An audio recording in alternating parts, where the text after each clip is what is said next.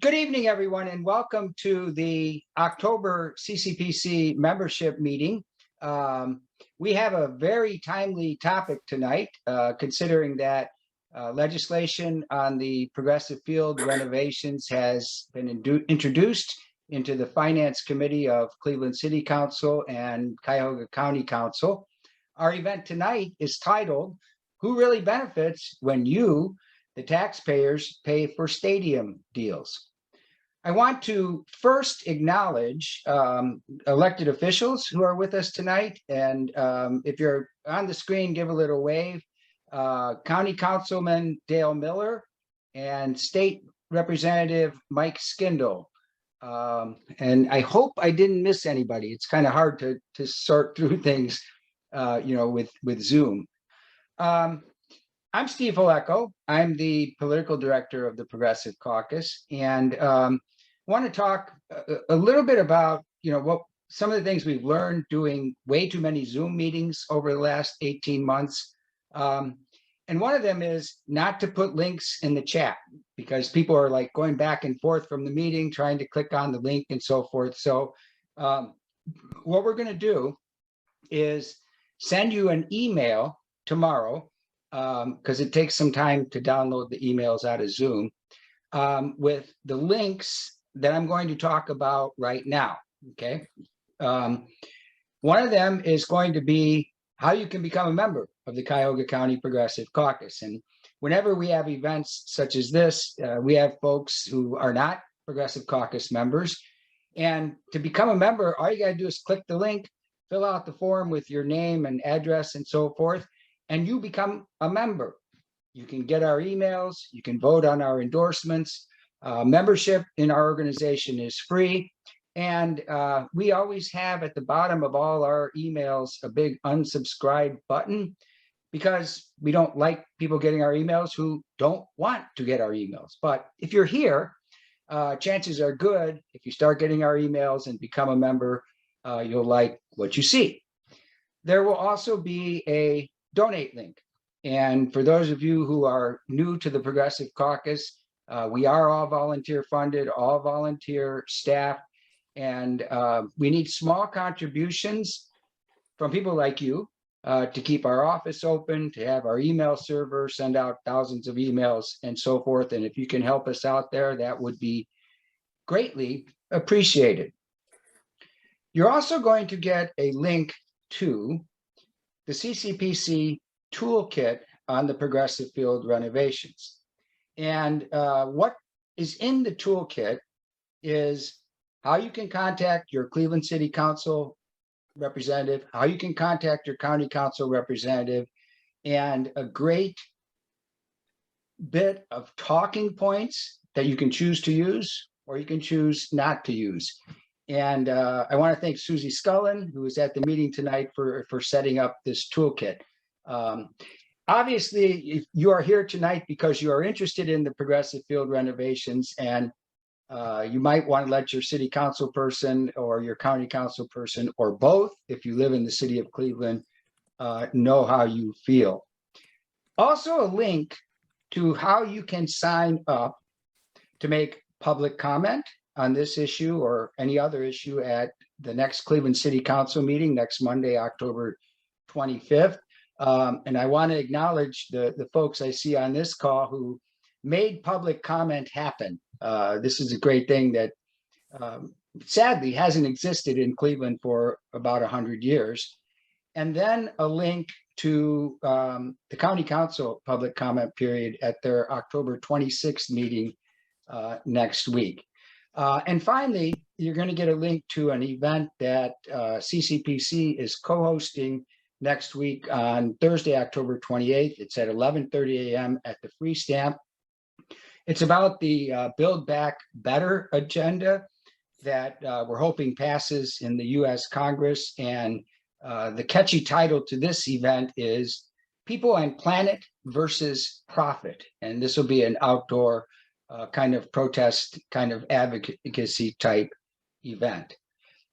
Before we get to the panel, I want to introduce Deb Klein, our tech person, who's going to say a little bit about how we're going to be running the tech portion tonight. Good evening, everyone. You cannot speak. Everyone is on mute, but we are going to take questions through the chat. So at the end, if you have questions or as we go along, you can put them in the chat and I will be relaying that to the panelists. Thank you. And I did miss somebody on the elected officials candidate portion. I want to now introduce Eric Walker, who is the CCPC endorsed candidate for Cleveland City Council in Ward 4. So Eric, just give a little wave, and just going to check to make sure that didn't miss anybody who might have just come on. Looks like no. All right, let's get to introductions of our panelists tonight. First of all, from West Virginia University, we have economics professor and renowned stadium finance expert, Dr. Brad Humphreys. And you might recognize Professor Humphreys with his West Virginia Mountaineer shirt on. Got to be on brand, Steve. Pardon? I've got to be on brand. All right, good, good. Next, I want to introduce activist attorney Peter Patakos. Where's Peter? And finally, public budget analysis advocate William Tarter Jr. And now I'm going to introduce and turn the program over to our moderator from Scene Magazine, Sam Allard. Thanks, Steve. And thank you to the Progressive Caucus for hosting this event this evening. In fact, before we dive in, I'd like to just sort of take a moment of privilege to express my personal gratitude to the Progressive Caucus and all the work you've done over the past few years. I really think alongside some of the other activist groups in town, including Clevelanders for Public Transit, local DSA chapter, and of course the Clash Coalition, which you were all involved in, you've really helped foment an atmosphere of successful opposition here in Cleveland. And I think a lot of the progressive policies we're seeing coming out of City Hall in particular are largely attributable to your work. So that's just me commending you and telling you to keep it up, because I think it's really important. And for the perspective of a progressive reporter, it's meant something, and it's uplifting given the dismal quality of life metrics we've seen in Cleveland on what feels like a daily basis. So thank you. I'm delighted to be here, and I'm delighted to be here with this really distinguished panel. The goal, if you read the event description, is pretty straightforward. We're going to talk about the progressive deal itself, kind of the intricate financial arrangement as it's been presented. And then we're also going to try to answer a few questions about it. How this deal is like other deals across the country with Professor Humphreys' expertise, how they're sold to the public as good deals, sometimes in defiance of the available evidence, and then of course who benefits from them, as the title of the program suggests. Some of you might know my work at Scene. One of the big things I did was cover the Q deal back in 2017. And to be honest, it kind of radicalized me as a reporter locally.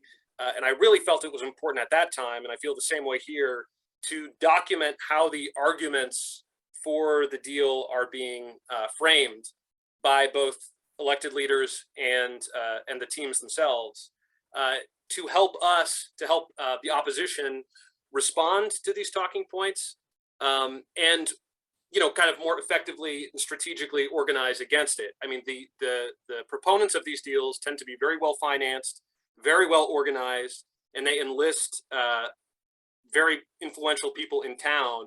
And so to combat that, I really feel like we need to know about the deals themselves before we can oppose them. So this is part of the education, I think, for people who are serious about opposing deals like these. So that's kind of the framework. And to begin, I was hoping we could go to Will, shoot it over to you, Will. You're the budget analyst expert and advocate. And I think you're probably one of a handful of people who know this deal inside and out. And I was hoping you could just set the stage a little bit by explaining the contours of the deal, the main buckets of money that are being used, and what is actually being used for. What's going to happen with the money? First off, good evening, everyone, and thank you, Sam, for the introduction. Thank you for the invitation from the Progressive Caucus to be able to join you all this evening. To kind of begin to understand the deal, it's very important to understand where we are and how we got here, because that helps to inform what is being proposed and how to move forward. And so what I'd like to do is just kind of start with some of the basics. This deal is really divided into two parts. One is the construction of Progressive Field itself. So the county is being proposed to issue about $200 million in bonds. And the composition of those bonds is 2/3 from the public sector and 1/3 from the private sector, from the team itself. So in this particular case, doing the math, it's about $135 million in bonds from the public and $67 million from the teams itself. Now, there are some dollars that are already kind of available that will be put into this pot to kind of help lower that amount that will ultimately be issued. But for the sake of this discussion, that's kind of where we are, is that will help to fund the actual construction on the facility itself. And then there is the maintenance, the ongoing maintenance on the facility.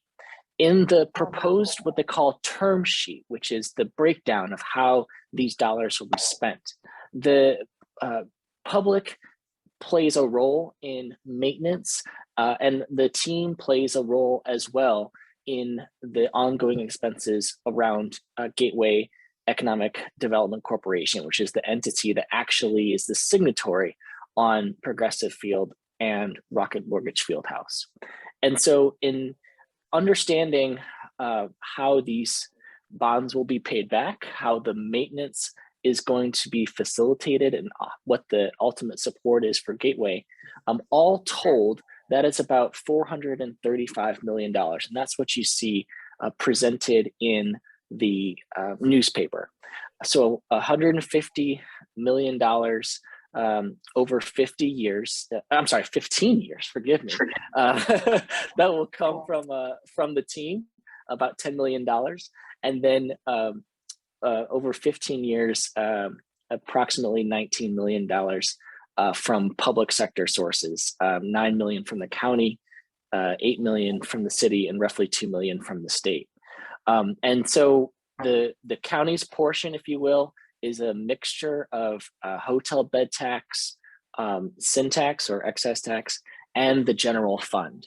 And so this is the crux of the conversation, is what will those maintenance dollars be used for? The county, I'm sorry, not county, but Gateway used to be responsible for any capital maintenance over $500,000. In this proposed deal, the public sector would be using those funds to finance minor capital repairs under $500,000 and also major capital repairs over $500,000. So that is trying to put this term sheet, which is very complex in terms of where each fund plays a role, but that is roughly how it's broken down: construction, maintenance, and organizational support. Will, in late 2016, when the Cavs announced the Q deal, literally in the first press conference, the glitzy press conference, there was a PowerPoint presentation that that had artistic renderings of the dramatic exterior upgrade of the facility. I mean, there was already an architect involved. We knew, we had a pretty good idea about what the facility would look like after the renovation.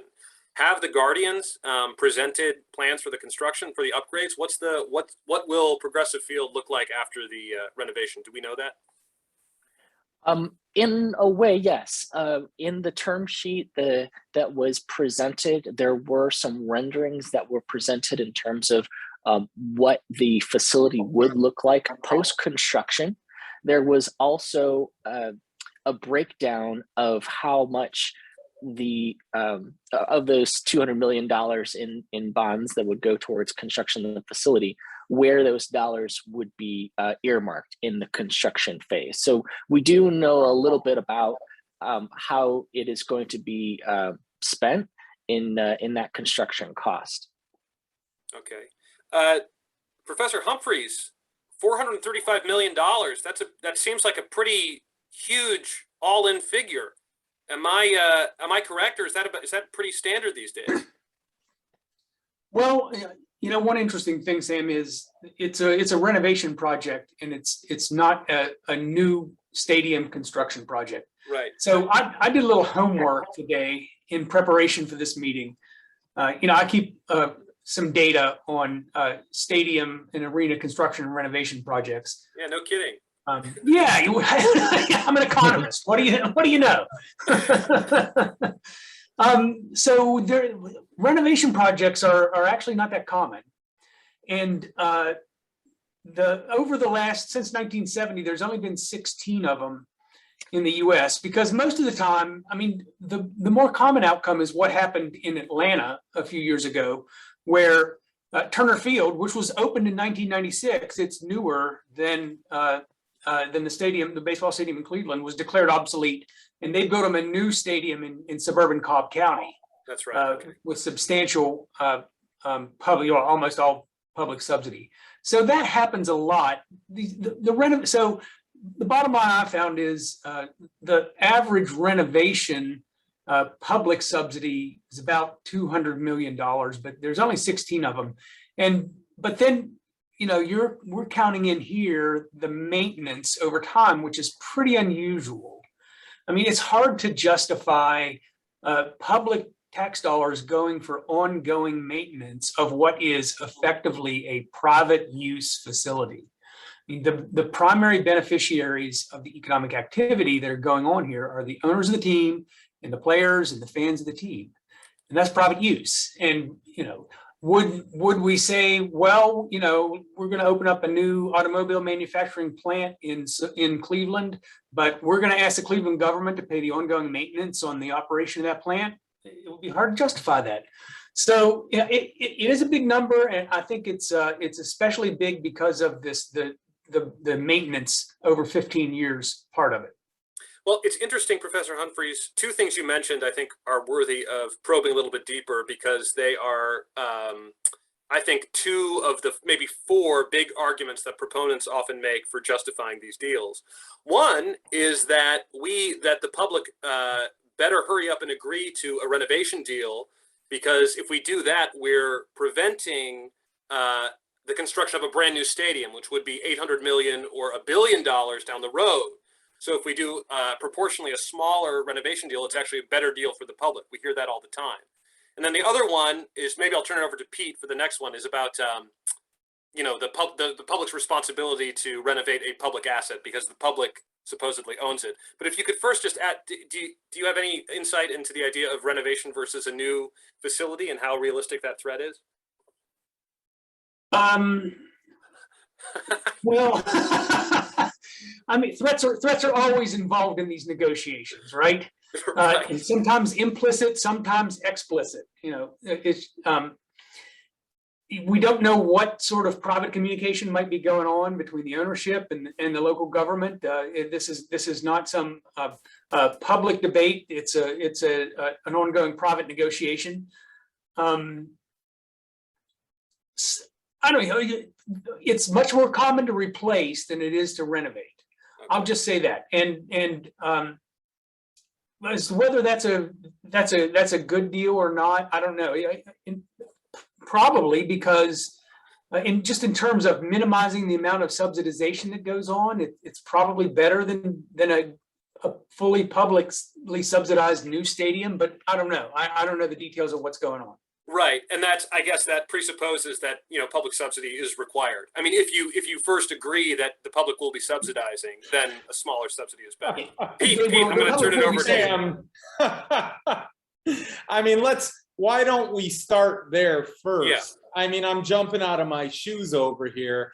I want to say up front, there is a reason that the powers that be here in Northeast Ohio were so desperate in 2017 to keep this issue off the ballot.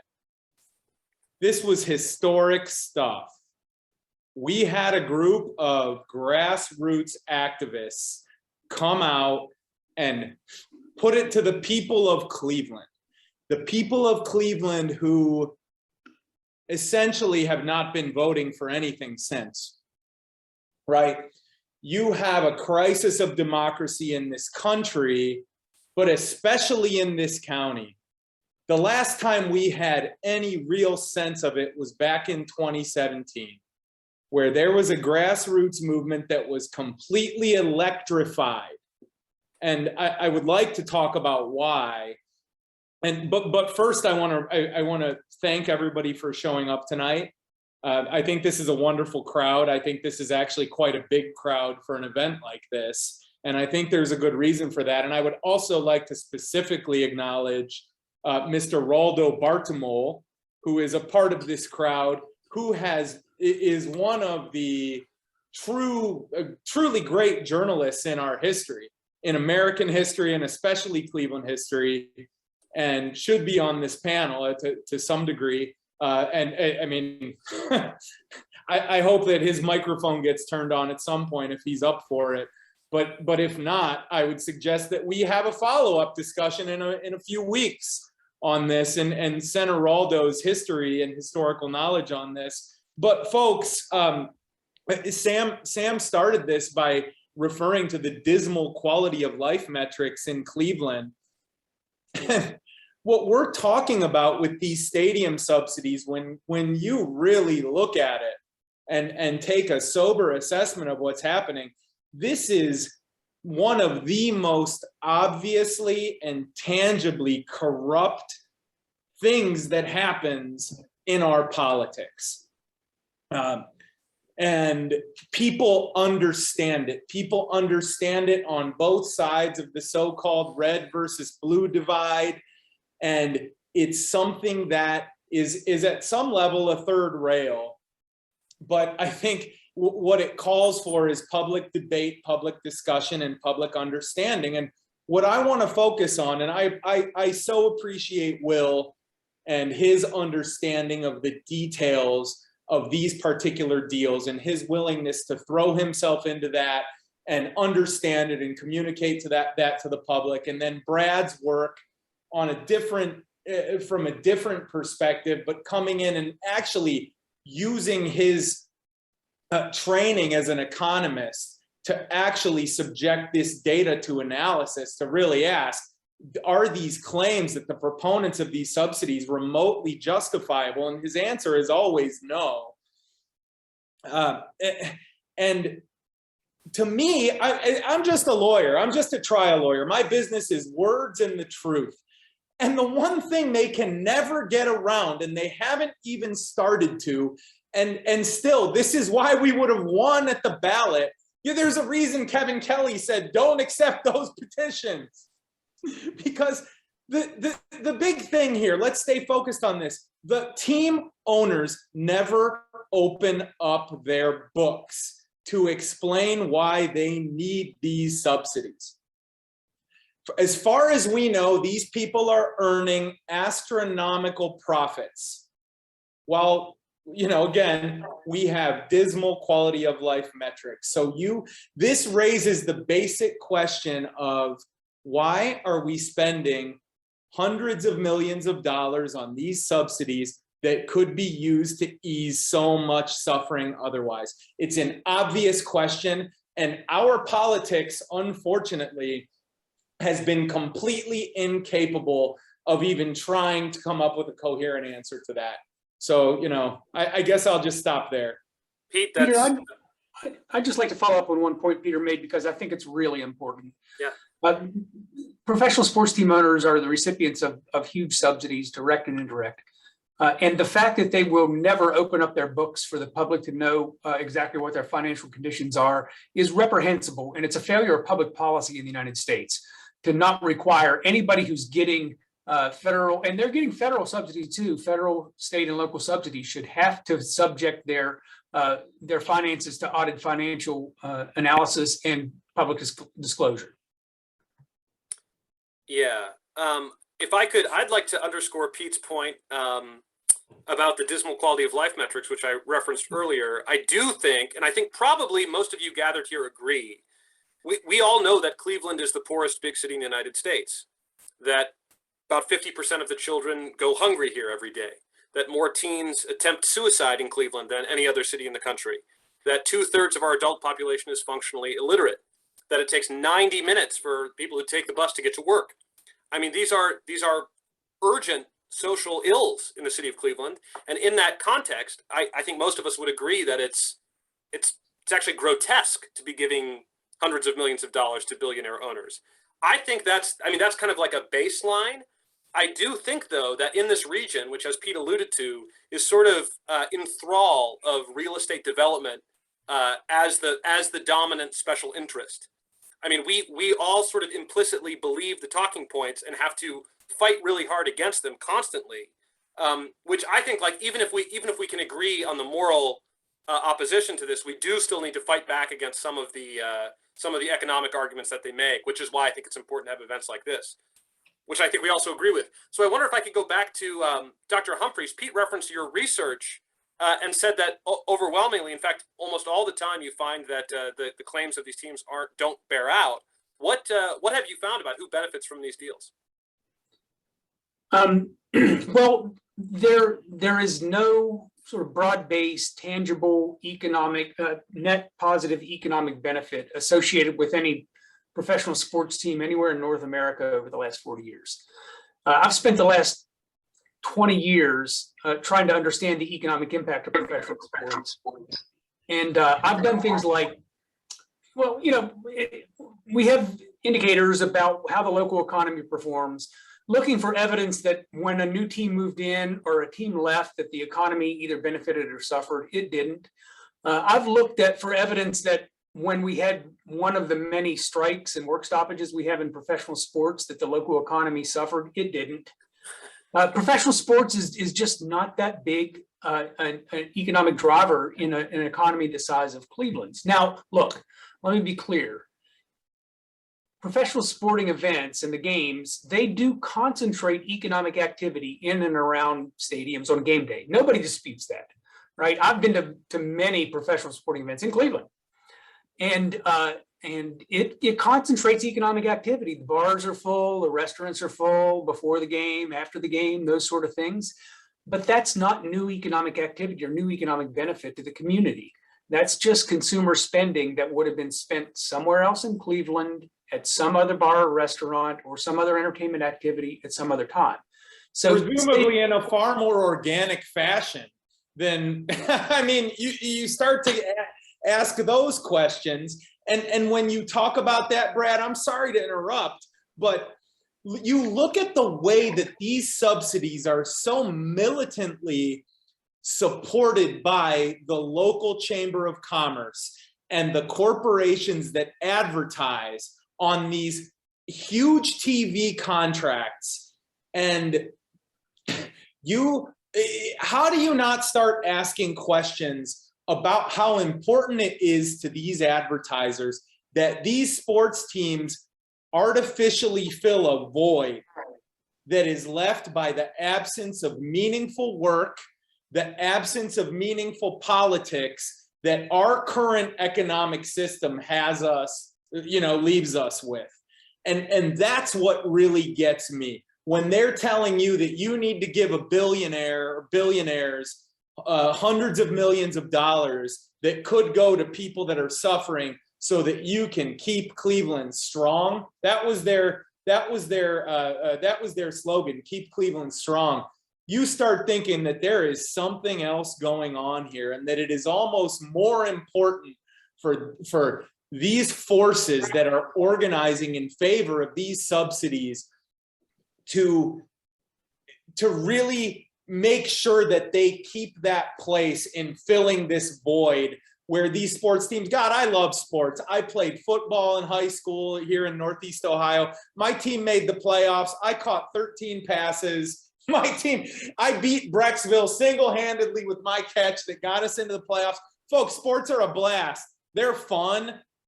But what's happening here is something that I think at very least needs to be subject to much more meaningful questioning than we're having here. And you know, I do think that that's a big part of this discussion or this issue that has not been discussed enough. Sorry, I'm Brad. going to quickly have to fact check the Brecksville point there. It was 14-16. You know, it's interesting though. So we can make these arguments back and forth about economic benefit and so forth. But I think what proponents would come down to at the end is just saying, well, listen, you know, maybe you're right, but if we don't do this, the team's going to walk, just like the Browns did. I think that fear is particularly acute in Cleveland and is deployed regularly by the team owners and their minions in elected office. What's the response to the idea that the team might walk? Does that happen, Professor Humphreys? Do we see that? Is that a common occurrence? Oh, absolutely. Absolutely. In every negotiation that I've ever followed, anywhere in North America. I lived in Edmonton, and it happens in Canada. It didn't, not just confined to the United States. The owner of the Edmonton Oilers threatened to move the Oilers to any number of places so he could get a publicly subsidized new arena. The threat to leave is real and credible. I was so interested in it that I wrote a paper about it, where I showed that in a bargaining model, owners know that fans have deep emotional attachment to teams. And we show in this paper that owners systematically exploit that in order to extract larger subsidies out of local governments than they would be able to otherwise. And yeah, I think it's an incredibly important, even if it doesn't come out publicly. We don't know. Somebody asked in the chat, how's this taking place privately? Well, it does. I mean, that's the way it happens everywhere. They know that. We don't know what kind of threats have been made privately about teams leaving. There's any number of other cities around North America who would line up to have a Major League Baseball team. Well, So, and Brad, well, I'll say two things in response to this. Number one is that the owners here in Cleveland have been not very subtle in communicating that threat. I mean, the whole in the 2014, we've had two very recent campaigns here, and in 2014, the whole "Keep Cleveland Strong" message was, if you don't vote to give us this money, you're going to weaken Cleveland because we're going to leave. It was plain old, we called it Art Modell hostage economics. But a couple of things here, because another thing they can never get around is that what you have here in Northeast Ohio is the 16th or 17th largest TV market for sports, or that just exists, period, whether it's for sports or not, that also happens to be an extremely loyal and reliable source of eyeballs for all three of these teams. God help them all. These have been some of the most historically cursed franchises in all of sports history. And yet, if we sniff the playoffs, we are all in front of our TV sets, myself included. Sorry. And so, you know, how much can they really continue to say that, how much can these leagues really continue to say that they will vacate such a profitable market? And when they do that, I think it's incumbent on us, like, what does it mean to be a citizen? What does it mean to have basic democracy and basic accountability if you can't look at these people, the fortunate people in your community, the so-called leaders of your community, and the people that advertise with them, the corporations, the extremely powerful corporations and politicians, and say, hey, our people are starving here. We have deplorable conditions. Sam went through the list. I don't need to go over it again. Do you really need this money? And not only do they not even bother to make a case to you, they flip you off and say, you know what, we're not going to answer that question. And if you don't like it, we're going to pack up and go to Baltimore or Nashville or Charlotte or whatever whatever. You want to really accept that? Right. I mean, that's what I'm talking about in terms of these teams filling the void of the absence of meaningful politics. And why are we letting this happen, folks? I mean, Pete, I'm going to go to Will. I'm going to go to Will real quick, but you know, I think, you know, I've been in conversations where that has come up, and I do think you reach a point where you, and I'm a diehard Cavs fan too. You sort of have to call the bluff. I know you are, and be Sam. willing to let the team walk. I mean, you have to say, I don't think they will, but I am so opposed to this arrangement that I will call the bluff. And if you walk, then basically, F you. You know, I mean, it's not pleasant to say that, and the civic psyche or the civic spirit, whatever, may be damaged. But I think that's the logical conclusion of that argument. And you have to be willing to say the team might go, but this region may not be able to sustain with public dollars 3 professional teams. Now, before you respond, if I could go back to Will real quick, because Will's just sitting over there. I think you have some interesting perspective on the differences between the Q deal and the current progressive field deal. In fact, you've mentioned to me about one reason why you think there's not as much organized opposition to the progressive field deal. I wonder if you could dive back into that real quick. Sure. Well, I think that one of the things that was mentioned earlier in this conversation was about the importance of civic education.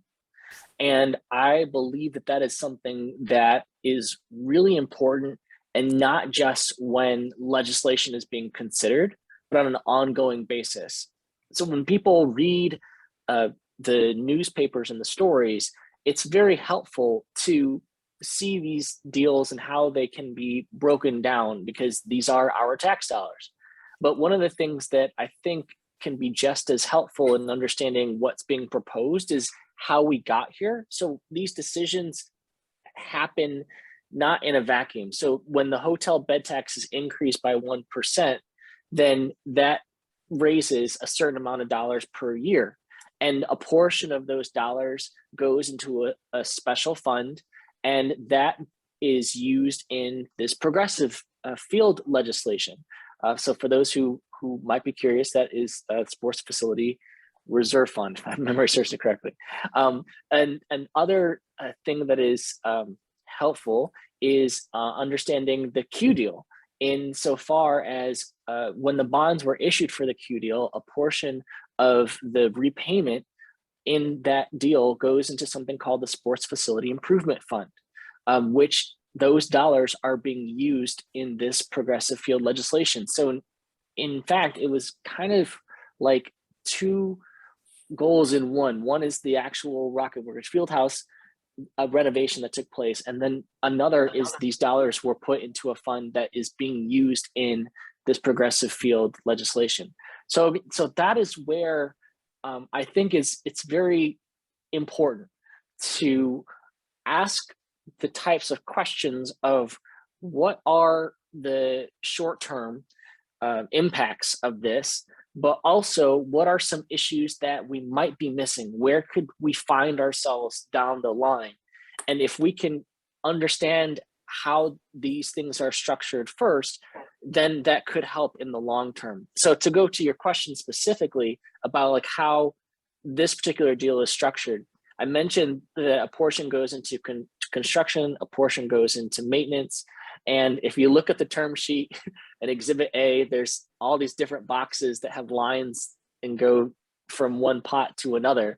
Whereas in the Q deal, it was more so, and again, this is oversimplifying, but in a nutshell, the hotel bed tax played a role, the admissions taxes played a role, and the leftover funds from the Cleveland Convention Center played a role. So there were like distinguished pots of money that went into the formulation of that deal. So if you wanted to kind of explain how that was structured, so if people had questions, well, what role does this play in the deal, then it was easily understood, or more easily understood. I think in this particular one, it's in my opinion, but again, this is just my opinion, it's more complex than that. Whereas you have the construction, the renovation of Progressive Field, but you also have maintenance that is being set aside. You have the support of the Gateway nonprofit that is a part of this deal. You have money that goes towards the property taxes, and so there's a lot of things here that go beyond, I think, just the renovation itself. And I think that that's very important to kind of understand is again, not just what is being proposed, but how we got here. And then what are some questions that that the public can ask, so that down the road we don't necessarily find ourselves in a position where there's more money that might be needed. Long answer, short question, but No, that's okay. That was I mean, helpful. I know I was surprised because the all-in dollar figure is actually much larger than it was in the Q deal. And I suspected there might be some residue from that opposition to emerge, either a new group or some of the same groups that were involved in the opposition. And there really has not been an organized public outcry like there was back in 2017. Pete, I know you might have some thoughts on why that is. What's your take on why there's less of a organized opposition this year?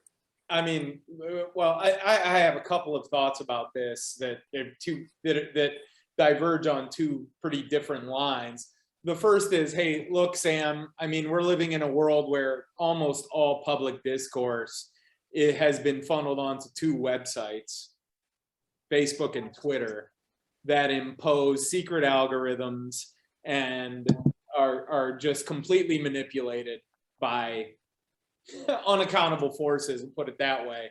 So the idea that questioning why political movements are not as robust or organic or frankly political as they once were is there are some pretty obvious answers to that. And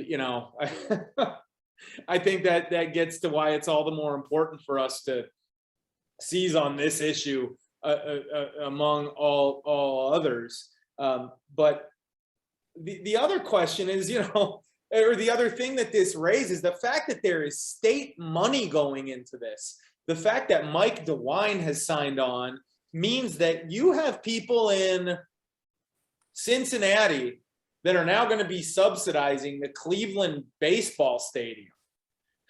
You have not only are people in Cuyahoga County and Cleveland who will never have access to those, who will never be able to afford a ticket to those games, let alone to be able to eat a meal there, or to pay $10 for a beer, or to pay $15 to fill their belly there. Not only do you have those people in Cuyahoga County now, you have people in Cincinnati 5 hours away that are also going to be paying money for this. You have people down in Athens County where the poverty down there is, it's of a different quality, but it is just as bad. Sure. Subsidizing the Dolan family for God knows why.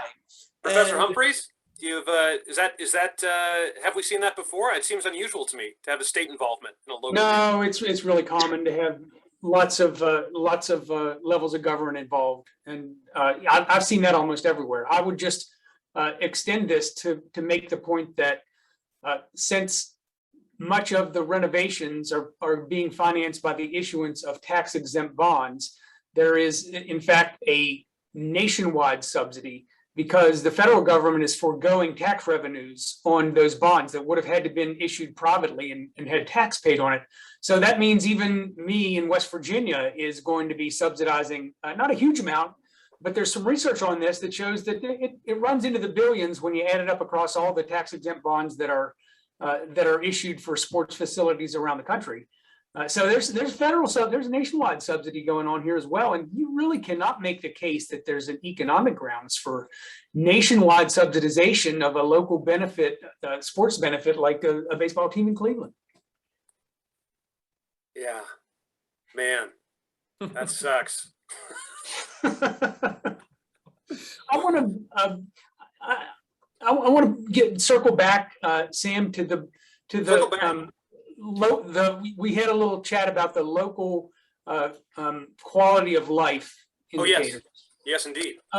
So, myself and a lot of other economists and other researchers have been doing research on this for 20 years, and we've demonstrated the lack of any tangible local economic benefits, and nobody listened to us at all because the subsidies just seem to go on. So there's been a recent line of research that's come up in the last 4 or 5 years where economists have started to try to understand the local negative externalities generated by professional sports. For example, teams with professional baseball teams, cities with professional baseball teams have worse air quality, and it's attributable to the presence of a professional baseball team in a city. Emergency response times for ambulances are slower in cities with professional sports teams because of the traffic that is generated in and around the city on game day. I have a working paper that shows that during the construction of professional sports facilities, there's a huge amount of particulate matter put in the air, and that has a demonstrable negative effect on infant birth weights in the counties where these stadiums and arenas are being built. So it's not only there's no tangible economic benefits, the local quality of life on many margins is suffering because of the presence of professional sports in cities. My goodness. Well, that sounds like really important research, Professor Humphreys. Is that out? You said it's a working paper, or what's the status of it?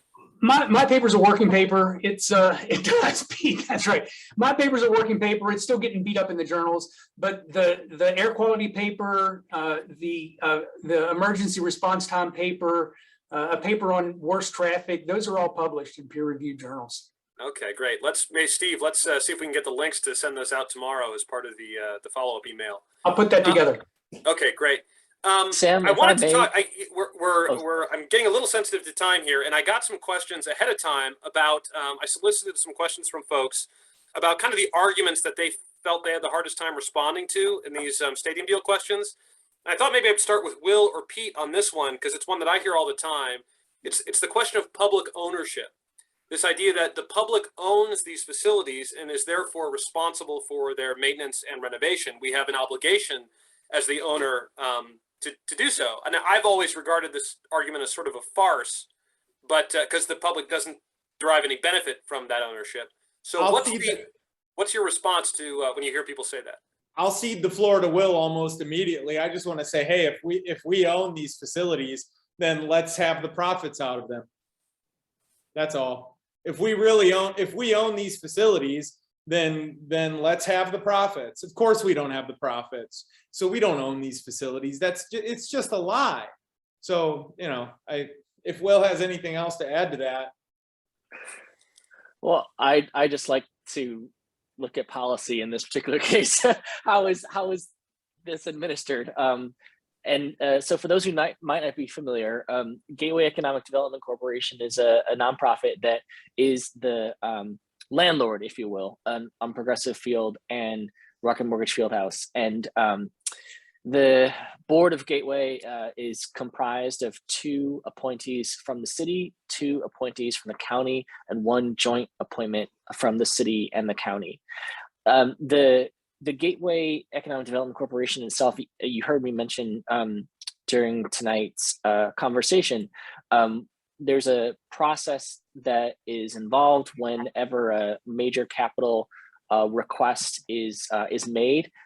Gateway has a process that evaluates those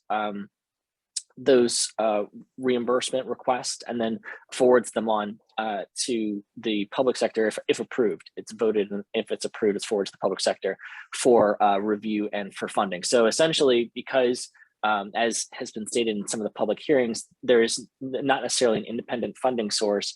That is the nonprofit that is the landlord, but the public support is from the city and the county in many cases.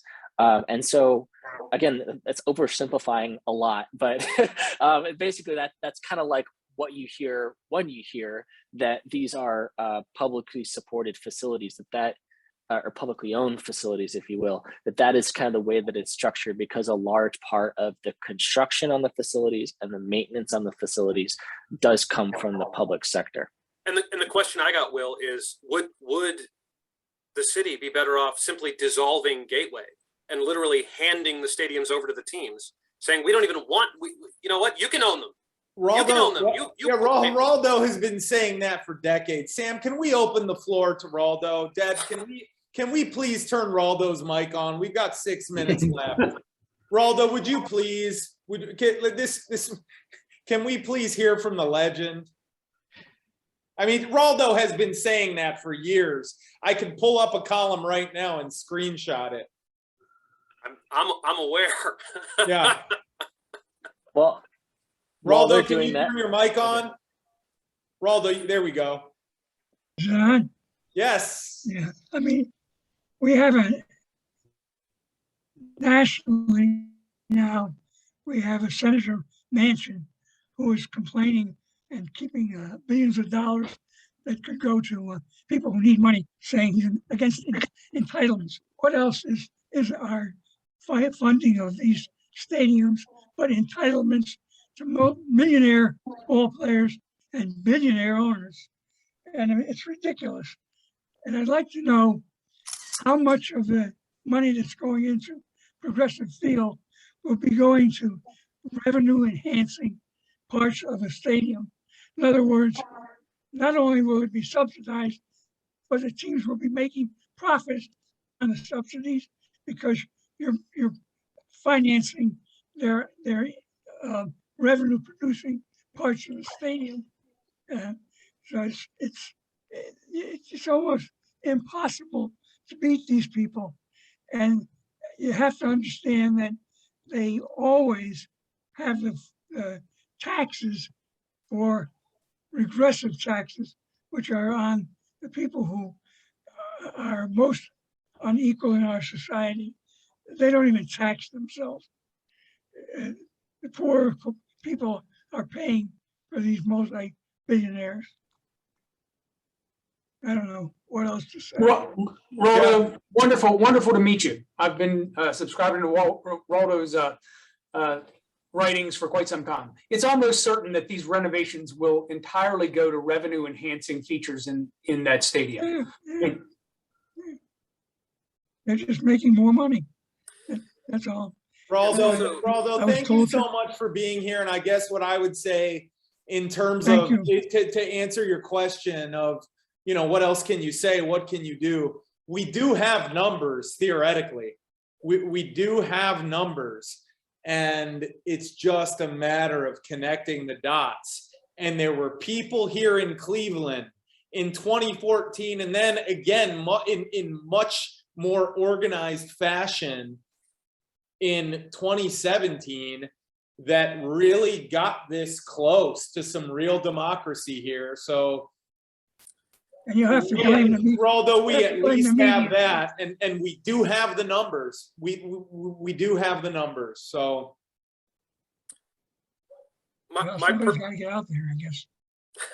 My personal take, Pete and Raldo, is that the manner in which the GCC and the opposition movement was sabotaged in 2017 went a long way to creating senses of betrayal and apathy in the movement.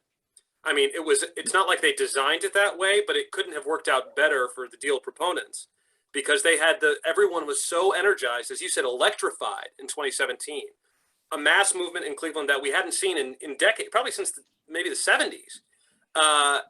And because the rug was pulled out from under them, including many people on this call who were involved in the Progressive Caucus, involving getting signatures and building momentum for the Q deal referendum in the city of Cleveland, because the rug was pulled out from under them, a lot of people threw up their hands and said, the powers that be simply cannot be defeated. We mounted everything we had, and they fucking beat us at the last moment. I think that's a huge part. GCC's not involved, Pete. GCC. Sam, you're 100% right. This is basic stuff, but you know, I'll go back to what Marvin McMickle said to me about Chief Wahoo back in God, what year was it? 10 years ago, when everybody was saying, "Oh, Chief Wahoo's not going anywhere." You know, you said to people, like, if you would tell people that this team would be named something else other than the Cleveland Indians 10 years ago, they would have told you were crazy. If they would have told you that Christopher Columbus statues would be coming down, even in Columbus, they would have told you were crazy. And what Marvin McMickle said was, these types of fights are always difficult for the party that's advocating for change, because the party in power only has to keep doing what they've always done. They're just pushing rocks downhill, right? They're just But again, if you were to accept that as a reason to not do anything, then nothing would ever happen. And Well, of course, I mean, that's what being a progressive is. That's why we're here. I'm so grateful for everyone for participating tonight. I personally am uplifted by this. I needed this, folks. So thank you. And I love to see some of these faces in here that I first met in 2014. Jim Ridge, I see you smiling. Ross DeBello. I mean, damn, folks, look, what else do we got? well, Deb, I'm hoping we might, there's probably a couple questions that we have in the chat that I'm hoping maybe Professor Humphreys might be able to answer in the remaining time. Yes, Yeah, thank I you. think We actually, and thank you to our panelists, because our panelists have been answering some of the questions as we've gone, but Oh, there are good. two specific ones that have not been answered yet or have not been part of the presentations. The first one is from Pat Murray. Has there ever been an effort to bring the mid-sized cities together to collectively push back against the hostage taking of these teams? And he's the one that inspired the Art Modell hostage taking. Yeah, I'd certainly had hoped to be able to address that as well. There's a coordination problem there that can be difficult to solve, but I don't think that's the biggest problem here. Then my answer to this will also address Brian Houlihan's question about the conspiracy. So we have a public policy that we could use to combat the power that sports leagues have about the location of teams, and that's antitrust law that's on the books and exists and is enforceable. The problem is that as a matter of public policy, we have decided to exempt professional sports leagues from antitrust law. Major League Baseball has an explicit antitrust exemption from a Supreme Court case 100 years ago. So why was there no NFL team in Los Angeles for 20 years? Because the NFL gets full power over where its franchises are located or are not located. And that's restraint of trade, and that's a per se violation of our antitrust laws. We choose not to prosecute that. And we wouldn't need cities to get together, and we wouldn't need a RICO indictment if we would just apply the existing antitrust laws in the United States to sports leagues and allow them, force them to allow freedom of entry of businesses into their leagues. And That's a matter of public policy. we have another question from Eric Walker. In a council meeting some weeks ago, it was determined that the team is not paying any rent to the city. Is this true? Will might be able to answer that, but I believe they're paying their form of rent to Gateway. I'm not 100% sure. I don't want to speak out of turn. I do know that I'm just looking at the term sheet. Oh, you know what? That might be the Cavs. The Cavs are paying rent to Gateway. Sure. Indians might not. I don't want to misspeak. I don't want to misspeak. Sam, I think it's the Guardians. I beg your pardon. Beg your pardon. And that's all we have in the questions right now that have not been answered. Great. Can I just add? Sorry. Yeah, go ahead, Will. Sorry, just two quick things. One, I would encourage people to look at the term sheet itself. If you want to see, we talked about the tax exempt bonds and the taxable bonds. There is a page called Exhibit A in the term sheet. I would highly encourage viewers to look at that to just see how it's broken down. And you can see kind of the role that each pot of money plays in the deal. So paying back the bonds and the interest first, and then a portion going to the capital repairs funds. You could see where the county's portion is, the state's portion, and a portion of the team's rent goes into that. So I would just want to encourage you to do that. And then you can also see as a part of that term sheet, and I neglected to mention it earlier, and I apologize for that, the language around the 2 5-year extensions that are also built into the lease itself. So I would be remiss if I didn't mention that is a part of the legislation and a part of the proposal. Again, I'm trying to put a lot into a small amount of time, but I would encourage people, if you're looking for additional information, to please read the term sheet, because those graphs are helpful and the tables are helpful. And Sam, we did get an answer from Dale Miller. He says the Indians are paying rent to Gateway. To Gateway. Okay, yeah. Yep. And then there's another question, a follow-up question from Mike Fiala. So why hasn't there been a pro bono effort to prosecute, sue sports teams on the merits of the antitrust law for football or basketball, et cetera?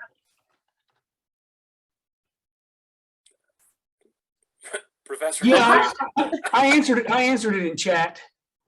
I think that the most likely reason there is the Supreme Court has on a number of occasions declined to revisit the federal baseball decision, which is baseball's explicit antitrust exemption.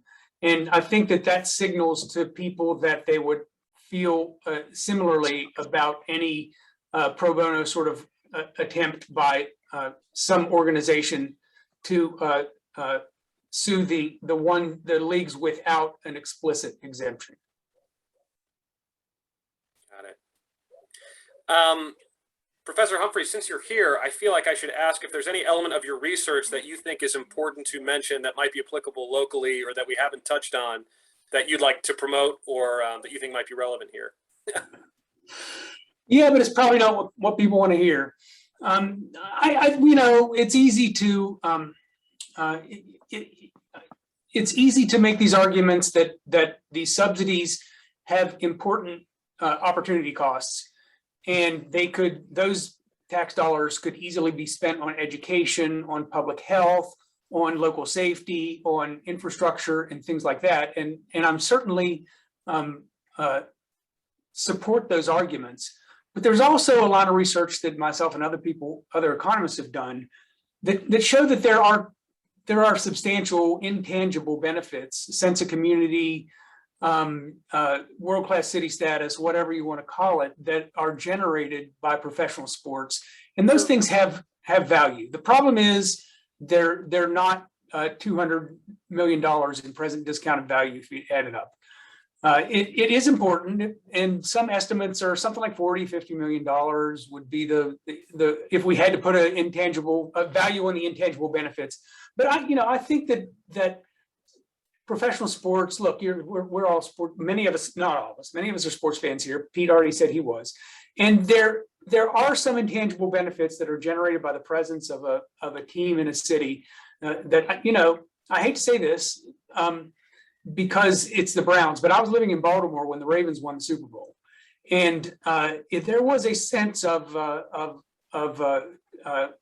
camaraderie or civic pride or something like that went along with that, and that has value, and it's important to recognize that in the debate. But I'd say at the end of the day, it's not nearly big enough to justify the subsidies that we're willing to provide for billionaire sports team owners. Especially when they're not opening their books, Brad, right? I agree. And people, that was in the chat. I don't know. I think that a local government could say, well, okay, we're gonna provide you the subsidy, but in exchange for that, we're gonna have to audit your financials, and that's gonna have to be made public. And we need the taxpayers to know what you're making in exchange for this subsidy. There is precedent for that, because I know in New York City, after the fiscal crisis in the 70s, they instituted tight controls to ensure that any time public funds were spent on an asset, that the city had to have a first lien on the property, and that there's a whole body of law there that comes out of that. So just to, this could be done if we had the political will to do it. Yeah, locally, it's been a non-starter. I mean, the teams have been asked very gently if they would do that, and the answer is always no. The Green Bay Packers make audited financial statements available every year. It can be done. Yeah. Pete, any final thoughts you'd like to impart upon the Progressive Caucus audience? I just want to thank everyone and hope that everyone keeps this conversation going. I think that just the the quality of this conversation and the frankly, the robust nature of it, I think is something that we can all cling to as we cling to a democracy that's under attack. So thanks. I think I've said plenty tonight. Thank you. I also think it's just important to remember that the opposition in 2017 was successful. I mean, it really did work up until the very last moment. I mean, we prevailed in the Ohio Supreme Court. That organization, the organized opposition, did what it was supposed to until the GCC removed the, pulled the petitions. But something like that could very easily happen again with enough organization and enough energy. And I think, if the right people get behind it, we could absolutely stall or change a deal, another deal locally. Well, if anyone wants to talk about pro bono legal representation, God knows I've done it before here, and I do plenty of it. So my email's in the chat, and feel free to reach out. And I just hope that we can keep this conversation going, because if we don't, then things are really bleak. I think there are examples of other examples of wins in this case. I mean, if you look at the case of the San Francisco Giants. They wanted a publicly financed stadium. There were 2 referenda on it. They were both voted down. Ultimately, the Giants paid for their own stadium, 100% privately financed. They seem to be doing okay to me. They made it into the postseason this year. So there are other examples around the country of successful campaigns against these sort of subsidies. Right. I think it's important just to understand what's at stake. Oh no, I'm unmuted on my phone, but muted here. This is Abigail. I mean, she wanted to listen into what Daddy was talking about. We need to recognize that the decisions that we're making now don't just affect us; they affect our future. That these are decisions that have long-term implications, and I think that that's one thing that I think as advocates can try our best to understand what is going on, and then our charge is to help share that information with others. And I think that is a critical component of civic engagement, and I think that's so important now more than ever. Well, not even more than ever, but it's as important as it ever was. How about that? And I think that when people are engaged and involved, then everyone benefits. And I think that's the part that I appreciate the opportunity to share what is being proposed, and that in turn we can collectively learn and educate ourselves. And then if anyone has questions, then we can talk about it and then figure out how best to move forward. So thanks for the opportunity. This is why we're here. Will, we didn't even talk about naming rights. Oh man, we'll be here for another hour, Sam. Yeah, we'll save that. We'll save that for the next one. Did we get to all the questions, Deb? Yes, we did. I just want to acknowledge the presence of Mr. Ken Silliman, who is chairman of the Gateway Corporation. Thank you very much, sir, for being here tonight. I just wondered if you had a question for the panelists, or did you write one in the chat and they already answered it? I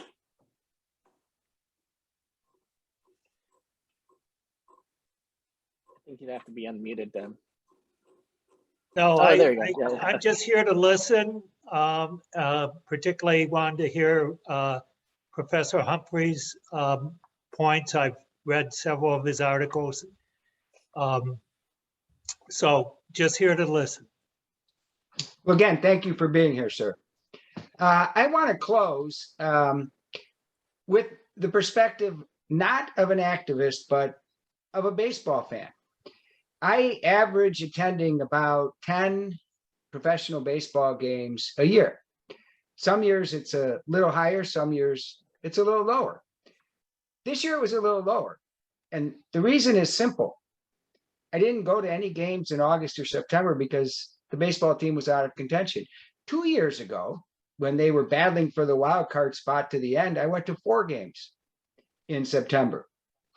And I think, when I'm at the games, and I think most baseball fans feel the same way, that I'm there because of the product on the field. I'm not going to go there any more or less, no matter how good the upper deck looks or how good the concessions are. I'm not going to spend any more money there. I'm on a finite budget as it is. And Exhibit A for this point is what happened to the Cavs attendance immediately after the renovations were built. It nosedived.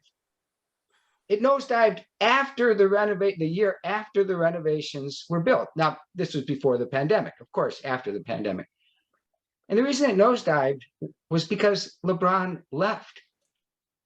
And the team was no longer of championship caliber. So from the perspective of a baseball fan, of a sports fan, these renovations don't do anything for attendance. It's a moot variable. Attendance is based on how good the sports team is, not anything else. Thank you all for attending tonight. And again, please look for the email that we're going to send tomorrow, with our talking points and the links that, I talked about at the beginning of the meeting. And I think, I want to thank all of our panelists. I think this was a very great discussion, and have a good evening.